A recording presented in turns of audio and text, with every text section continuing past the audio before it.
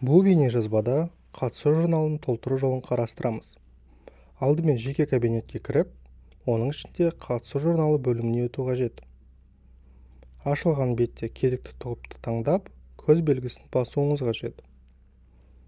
Келесі бетте әр бала бойынша әр күнге мәртебесін қойып шығу қажет. Қатысты деген мәртебе ол бала сабаққа келді деген сөз. Келесі мәртебе себепті. Бала қандай да бір себеп бойынша сабаққа қатыспаса, осы мәртебені таңдайсыз. Өзіңіздің пікіріңізді жазып, және құжатты салу қажет. Келесі мәртебе ол себепсіз.